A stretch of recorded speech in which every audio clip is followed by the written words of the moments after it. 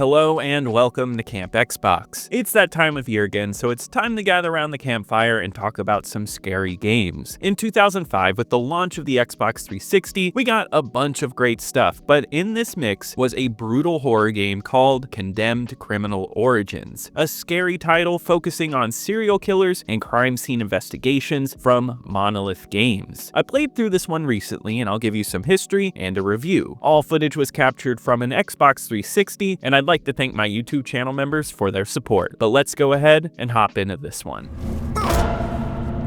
How does it feel to be on this end of the gun? But listen, you bastard, don't mess this up for us.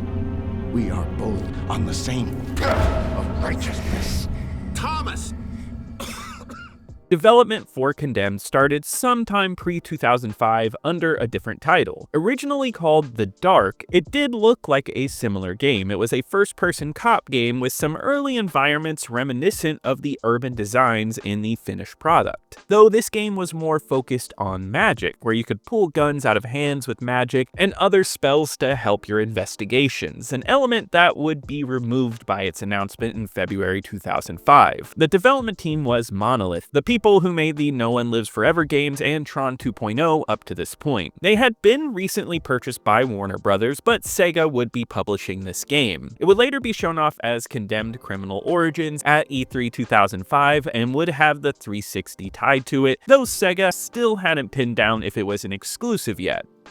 When previewed by outlets like GameSpot, they praised the game's gritty look and strong AI. The most notable thing amongst early looks was that it was not about the supernatural, but something more real and crime-related, something that wasn't done much up to this point in horror gaming. In an interview, Dave Hassel talked a bit about the horror design, stripping the game of its HUD, and along with the lead developer, they wanted the game to be gritty and in your face, with Hassel saying the pillars of horror in this game were shock, tension, and psychological. In October, this game would be fully announced as a launch title alongside the Xbox 360. Around the same time, Warner Brothers announced a movie tie-in, something that would never happen. The hype was there, with GameSpot calling this game a step towards realistic gaming. On launch day, November 22nd, 2005, Condemned Criminal Origins would release in North America. It would come out the following month in Europe and wouldn't hit Australia till 2006 along with the PC version. This game sticks out in my mind because it was my first ever 360 game. I had gone over to my cousin's house and he had gotten a 360 at launch, and I wanted to play this game the most. I had always loved horror stuff, so when I picked this up, it blew my mind. The look of the game was amazing and it scared the crap out of me. When I got my own 360, this was an early pickup, and I've beaten it twice in my life, making this playthrough the third time I've played it. To be honest with my bias, I've always loved this game and I always have enjoyed its atmosphere and gameplay. Yet it's been a bit since my last full playthrough, so I decided to try it this Halloween season again, and let me tell you how I felt about it, breaking it down, starting with the plot. This guy goes around and kills the killers in the same way that they're killing the innocent. He's like an Uber killer, a serial killer X, a perp not on your original case list. So this serial killer X kills serial killers. He takes them down using their own methods. If the torturer is still at large, in Condemned, you play as Ethan Thomas, who is a member of the SCU, the Serial Crime Unit for the FBI. The city of Metro, where you work out of, has gone to hell. Crime rates are up and the number of active serial killers is on the rise. Thomas has a keen sense to track them down, and it seems that many of the killers have died before he can find them. After a hunt for the matchmaker killer, you find out that there is a serial killer hunting serial killers using the same methods that they use. And now you must find this mysterious serial killer X, or as they put it, SKX. What's neat about this game though is that it has multiple layers of stakes. Your gun is stolen and used to kill cops, so you're being hunted down by police and you're stripped of your status. Your goal is not only to solve who SKX is, but to exonerate yourself of the crime. These dual goals add so much stakes to the game, and they create a tense atmosphere that works alongside the tenseness of the gameplay. It gets dark, gritty, and tense as the game rolls on, especially as you get deeper into your own personal psychosis and start seeing visions, and you realize the FBI has been studying you. Though at its core, the horror comes from the crime scene displays of these murders. Condemned goes for something more based on reality than we've seen from a lot of horror gaming up to this point, where you saw saw a lot more games about the supernatural, this is more based on realism. And as someone whose favorite type of horror movie is slasher horror, because it feels like something that could actually happen and that's scary, the themes of this game work well for me. The plot has a great through line as you hop from place to place upon the trail of the killer. This plot is laid out very interestingly as you pivot to different killers and you see all their styles of murder. All the while, the crazed homeless of the city try to kill you, adapting to their surroundings and attacking you. You are truly never safe in this narrative and always have something hunting you down. The sense of paranoia helps build this game's mood and makes the horror atmosphere work perfectly. If there's a horror game with a sense of mood behind its plot, it's done here in Condemned. I do enjoy that not everything is shown to you here, and the conspiracy behind the events of the city slips into the background and it has to be picked out. It doesn't hurt the main plot because there is a solid through line there, but you can see the world building here going on in the background. All around, the plot for Condemned is excellently put together and well written. It has a dark and gritty atmosphere that makes it stand out, especially in 2005. It still holds up as an interesting world and is a great story to follow. The plot is something that helps hold this game up as something truly memorable.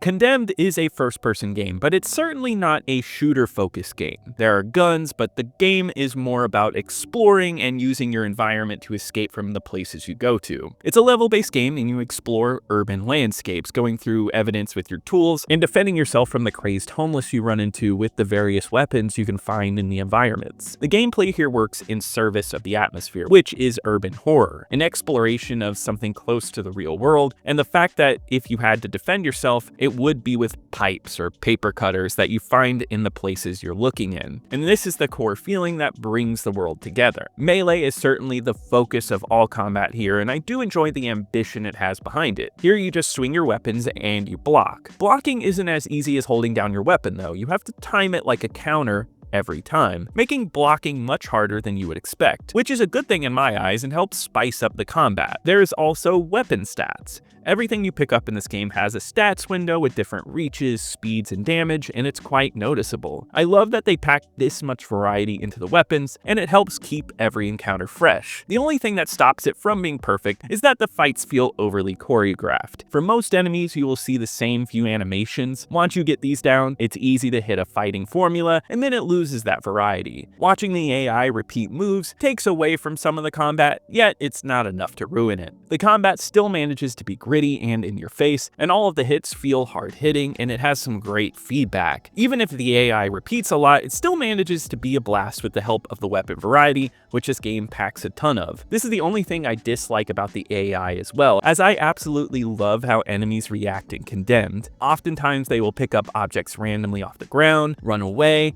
or hide behind corners. In many fights, I've had them run off and hide behind an object, and it's usually noticeable, but when you don't notice it, it's a freak out situation. The ability of the enemies to utilize their environments in a way that stands out is an amazing moment and keeps the horror alive.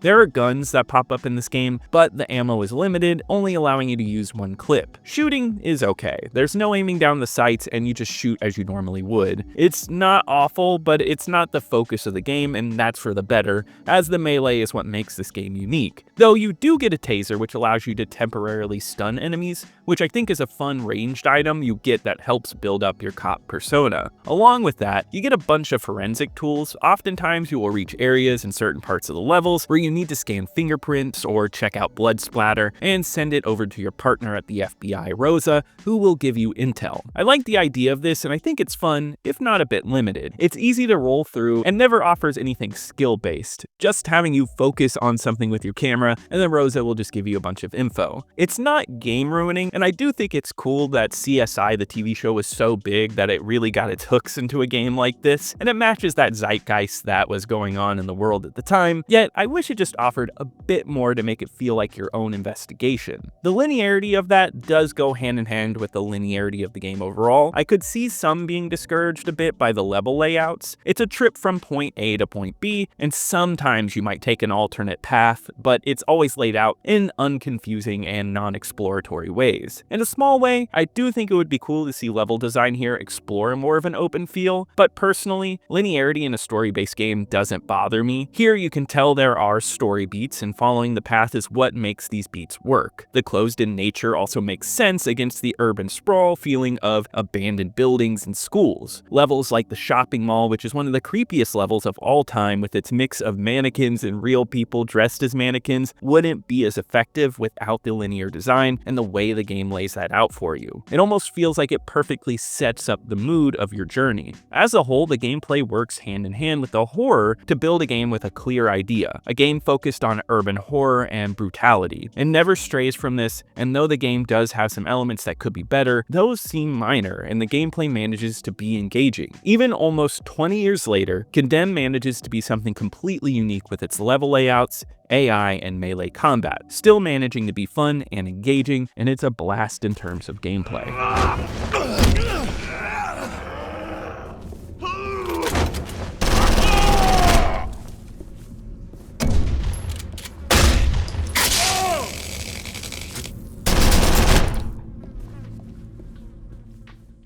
We discussed a little bit about the linear design of this game, but don't let that make you think the game isn't full. The level design in this game have built-in incredible looking areas and details. Areas are filled with everyday objects from mini shelves, subways with booths and ads, and the clothing racks of the department stores. Every level is full of these little objects and design touches like graffiti that help make it feel like something special. You see a whole variety of level types and designs, and each one is fun to explore. It's cool to check every corner, and you might find a hidden TV or one of the game's mini collectibles. The level design completes the picture of this destroyed city of Metro. On top of that, the gruesome deaths and melee animations add to the brutal nature of this game. Watching the blood and rag dolls after you hit them makes for that slasher movie feel that this game has, and it's well implemented. The characters themselves look solid for a 360 launch title. This era of 360 games had character looks that were a bit clayish, which you do see that here. But for the era, I think it looks solid, and coming off the Xbox, the fidelity of the game overall is excellent and looks clean. The only real issue I had on that front was that there were some frame rate drops when multiple enemies entered the screen. Yet, even with that said, the environments are what are the most striking, and the overall art design is fantastic. The city of Metro is realized, and if you skip dialogue and cutscenes, you can understand what type of danger you're in, what type of killer you're tracking down, and the brutality of it all. Mix that in with some awesome lighting. The way areas get extremely dark and light illuminates just enough of the environment adds to the freaky mood this game has. The light emanating from your flashlight adds to that tension and looks great for 2005. It makes for a visually distinct experience and one that is uniquely its own, which is something special. Also, I should note this game is available through backwards compatibility on modern Xbox consoles, and it looks clean as ever there. Also, it makes the game easy to go back to nowadays.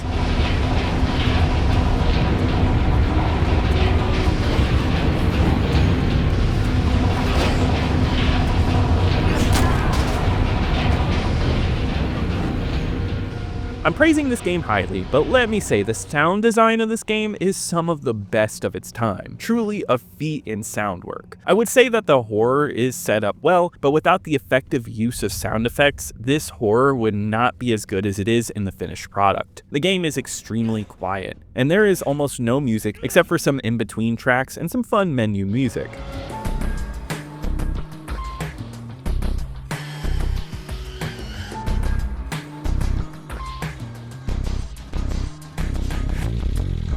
That silence, though, when traveling, makes the noises of the world pop out more. Enemies are always surrounding you, and they make themselves known from small mutterings and maybe loud screams to point themselves out. Not only that, but they'll run around the environment. Bottles and objects are scattered all around, and you can tell what direction they're in from those noises. The haunting feeling of hearing someone who wants to kill you, but not seeing them, is one of the most tense feelings you can ever have. The spatial sound created from the movement feels dynamic, and it's incredibly done. There's nothing like scaring yourself by hitting a boss bottle thinking it's the enemy. Without the sound, this game wouldn't be as tense as it is. On top of that, elements like melee hits and gunshots are quite punchy and loud in the mix, doing a great job of playing against the ambient noise of the levels. Greg Gunberg voices Ethan Thomas, and I like his grounded approach to the role. Everyone else here is solid, and there's not a bad performance in this game. The best of the voice acting comes from the random mutterings of the crazed citizens of Metro, which brings that scary atmosphere, an atmosphere that Condemned has down.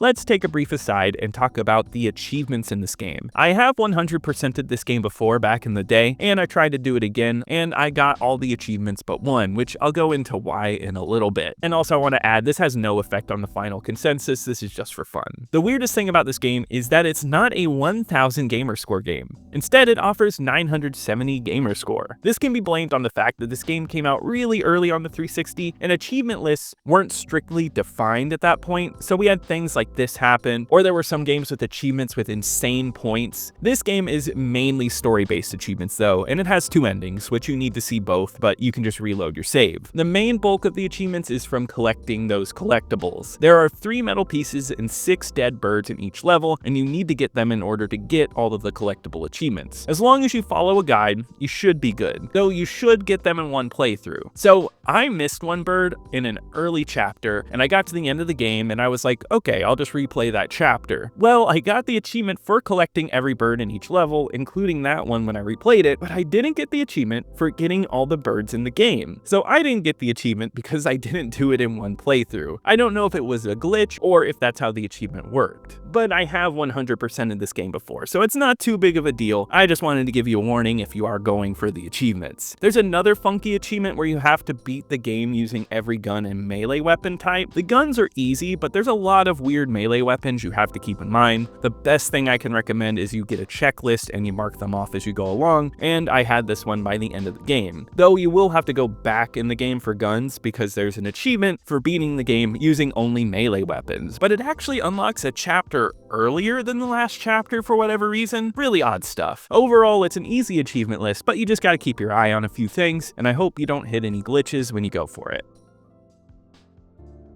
Condemned was a favorite of mine back in the day, and it still manages to hold up even now. This is an urban slasher-like horror game with a CSI edge that still feels unique in the horror gaming world, having an atmosphere that is unmatched then and even now. From the haunting sound design, the dark plot, to the brutal weapon kills, Condemned is a game that gets so much right, and it's hard to not appreciate the way the world is built up here. Some of the fighting feels overly choreographed, and I don't love the character models, but those are minor in the face of what this game achieves. It's one of the most haunting and realized horror experiences you can get on the 360, and I think it's a must-play for any fan of the genre. On my ranking list, where I rank every 360 game I've reviewed here on the channel, which we're at 29 reviews now, Condemned enters in at number 3, splitting both Project Gotham Racing games. And here's my thinking behind this. Project Gotham Racing 3 is an excellent game, yet I can't say it's the definitive version of PGR, which 4 holds that mantle for the era. Not only that, but Condemned offers so much more as far as a memorable story and atmosphere goes that makes it feel much stronger in my head than PGR 3. Yet, PGR 4 is a definitive racing experience for the console and is highly replayable, something I can always return to and get something new out of, where I don't think Condemned has as much replay value, though, which I can say I've beaten it multiple times in my life, which I don't do a ton of, so that must mean something. But I do think overall PGR 4 does have the more substantial replay value, which makes it a definitive racing title, placing Condemned neatly in 3rd place.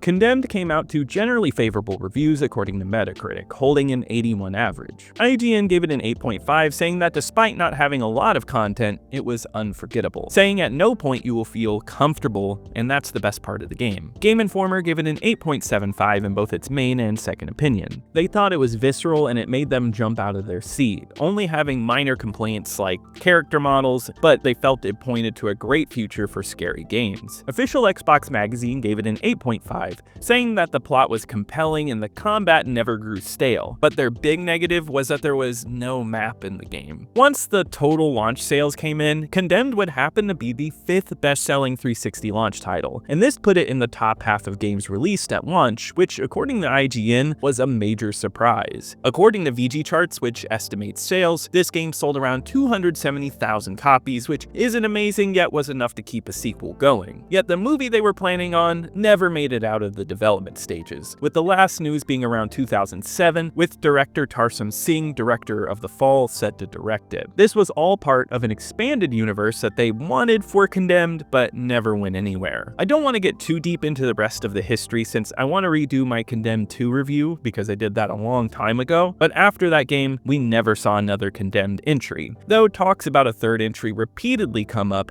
as this game is well loved by its fans. Condemned co-creator Jace Hall has stated that he would be interested in returning to the franchise, though we have not seen anything come of those talks, and it seems like it's all dreams from my knowledge. I know there's plenty of people out there that would love to have this, as this game holds a great status, at least from what I've seen. I see this game pop up in my comments all the time, and people genuinely love it. I see it listed under best horror games or great 360 games lists, and that's awesome. On the user aggregate website Backlogged, it holds a 3.6 with over 4,000 players. In the reviews, you can find a lot of love. There are a few who think it's dated, but there's many who still enjoy this one, including myself. Yet, how did you feel about this one? Did you like it, or maybe you've never played it? Let me know in the comments. I would love to hear from you. Also, be sure to leave a like as it really helps me on the algorithm. Subscribe to keep up with more retro Xbox content, and be sure to check out my second channel, Camp Extras, for more gaming content. And I want to give a huge shout out to my YouTube channel members. Thank you so much for your support. You really help out the channel, and I'll see you here next time